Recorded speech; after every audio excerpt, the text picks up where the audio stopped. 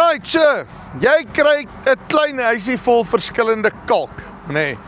Wat se kalk is nou die regte een om by jou te gooi? Okay, ek praat met Tiaan van Sion Agri. Hierdie is ons kalkreeks met trots geborg deur Bokkie se kalkstrooiers. As jy koste-effektief wil kalkstrooi, daarso, varierend die hele lot. Okay, Tiaan gaan my 'n bietjie meer vertel, wat is al die verskillende kalktipes, hoekom, waar, wat? Ons luister.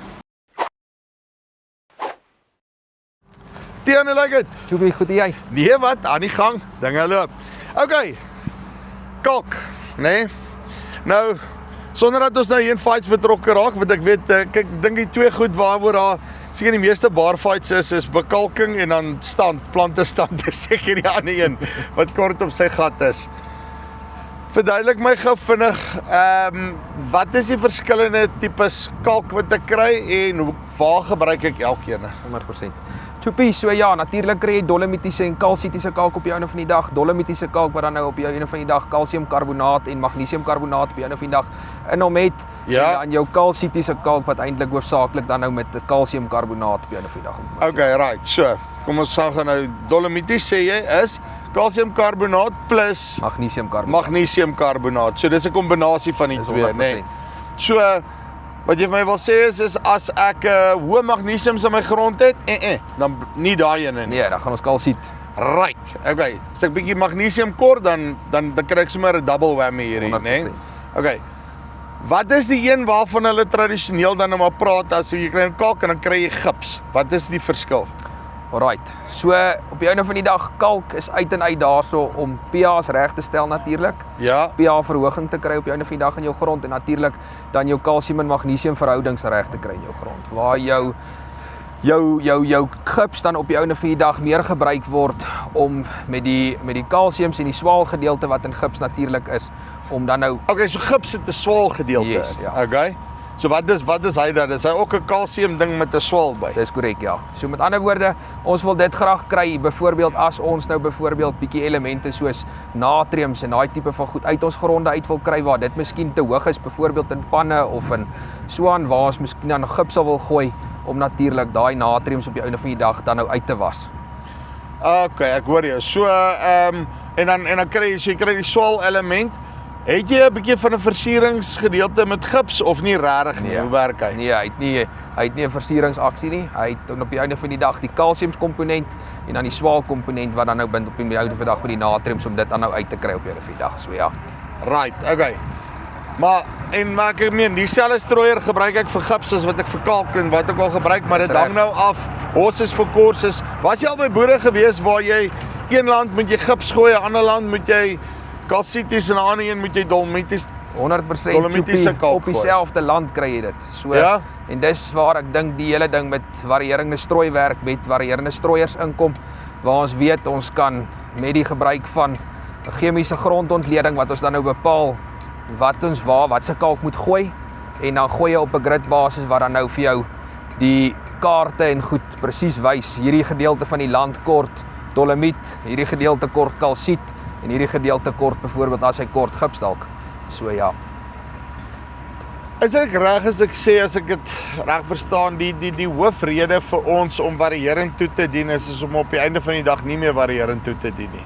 Nee, is jy wil amper half al jou grond in balans kry om te probeer om hulle so naas moontlik aan dieselfde te kry dat jy hulle op dieselfde manier kan hanteer ensovoorts going forward. Nou ek weet dis makliker gesê as gedaan. Ons 20 jaar plus nou al presisie hierso en ons is nog steeds nie heeltemal daar nie.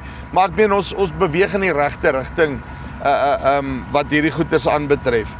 So okay, nou wanneer gebruik ek, ons het nou gesê lae kalsium gebruik ek aan nou kalsietiese kalk, maar wat van verskillende tipe grondstrukture het dit 'n effek op daai en hoe werk ek rondom dit? Definitief, Joepie. So dis nie noodwendig so nie, maar meeste van die tyd is byvoorbeeld 'n kleiergrond is natuurlik hoog in magnesium. So dit is op die einde van die dag wanneer jy miskien eerder 'n kalsiet sou gaan gebruik staan. En waar jy byvoorbeeld met gronde kom soos wat meer sandergronde is wat se magnesiums weer laer is op die einde van die dag, korte oue dolomitiese kalk, so net om dit vinnig te verduidelik, jou kalsiums druk gronddeeltjies uitmekaar uit en magnesium trek jou gronddeeltjies na mekaar toe.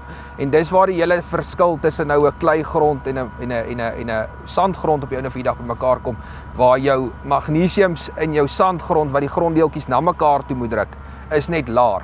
So dis die rede hoekom ons dan nou op die einde van die dag die twee verskillende, kan ek sê, tipe bronne kalk dan nou wil strooi, ja. Okay, jy praat van bronne, nee. Hy moet seker mooi trap, nee. Reg oor die land, nee, is daar verskillende tipes goede. Is daar 'n verskil tussen 'n kalsitiese kalk wat ek byvoorbeeld daar die Noord-Kaap uit kry of aan die ander kant van die land iewerster, verskil die goed fundamenteel of as hulle dan kalsities is hulle kalsities? Kom ek sê vir jou so, Choopie, daar's baie redenasies op die einde van die dag oor beter en swakker bronne van kalk. Ek dink is 'n baie versigtige ding wat hy op moet trap.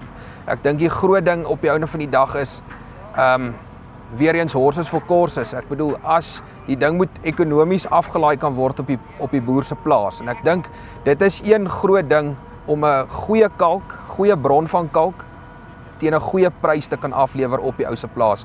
En ek dink dis die regte kalk op die einde van die dag.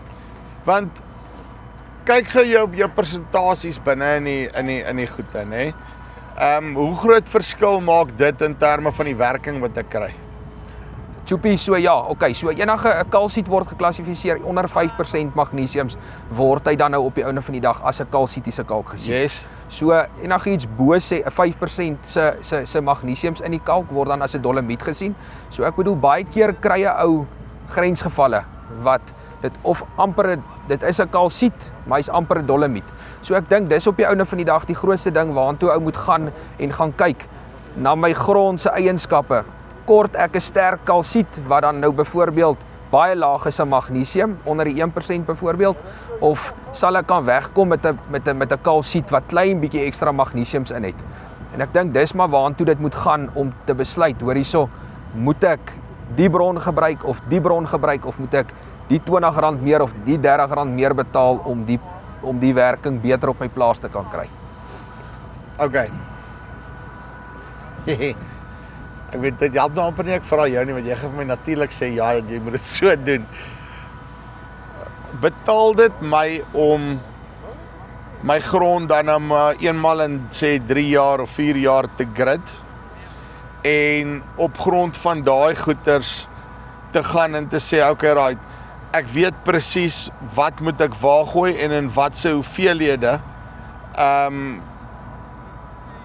om die beste bang vir buck op die einde van die dag terug te kry en om ook te weet, hoor jy, op hierdie 10 hektaar gaan ek argumentsonthaalwe duurder betaal want ek gaan 'n ander bron gebruik as wat ek op daai plaas byvoorbeeld gebruik of wat ook al die werk wat julle al gedoen het, want ek weet julle kom in en dan kom check julle nou alles en whatever ook al en dan gee julle vir my aanbeveling en ek kan die goeders dan nou koop waar ek wil, maar in jou ervaring kry die ouens 'n ROI daarop as hulle so presies gaan of kan ek hom nou maar net 'n bietjie, kom ons sê ek raai hom nou maar wat, ons vat hom sommer 2 ton stryd, hamba stryd, dan gat ons. Choopie, dit is in my opinie een van die grootste ROI's wat jy kry op jou einde van die dag, is om het in 'n roteringsstelsel te kom met jou bekalking, om terug te kom elke 3 jaar na jou grond toe, as ek dit so kan stel. Ja, ons wil so vinnig as moontlik natuurlik ons pH's en goed so vinnig as moontlik reg kry, en as ons dit kan begin reg kry, so begin natuurlik jou verhoudings raak beter in jou grond tussen jou elemente, jou kalsium en magnesiums, dan so raak jou maksimum dosisse van jou kalk natuurlik laer. En so as ons op 'n plek kom wat ons eintlik maar net op 'n onderhoudsbekalkingsstrategie kan kom. Sodra jy 'n kliënt het wat byvoorbeeld sy pH's by rondom 6 is en hy is op 'n strategie van net onderhoudsbekalking, dan is dit eintlik dan kan jy lekker en maklik vir dit begroot. Ek bedoel, dit is baie makliker om vir sê byvoorbeeld 1,5 ton se kalk elke 3 jaar te begroot as om 4 ton elke 3 jaar te begroot of 5 ton elke jaar te begroot.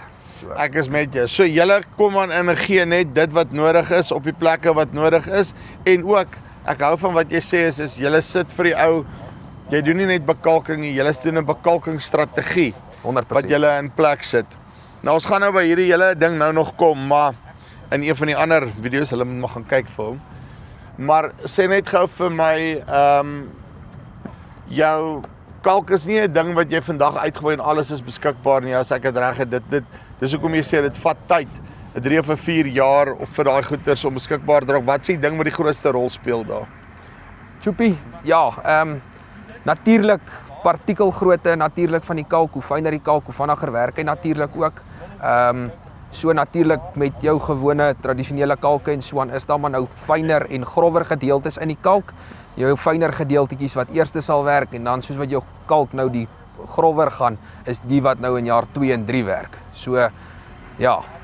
So jy soek eintlik 'n mixture van groter en kleiner partikels, iets wat jou 'n bietjie korter amper aan die voedingskant gee en dan wat vir jou 'n bietjie langer bene gee op die einde van die dag. Ja, Tjoepie, dis die lekker ding van die normale kalk. Hy het fyn en hy het grove partikels in hom. So dit is wat vir jou die dadelike werking gee en natuurlik die bene ook gee vir die volgende 2 en 3 jaar. Dit is 'n duimreël om en by van 50% van jou kalk word in jaar 1 wat sy werking doen en dan 25 in jaar 2 en 25 in jaar 3. So maar dit is 'n duimreël as ek dit so kan stel.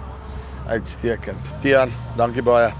Right, so, nou weet jy, nee, jou verskillende tipes kalk, wat hoe werk.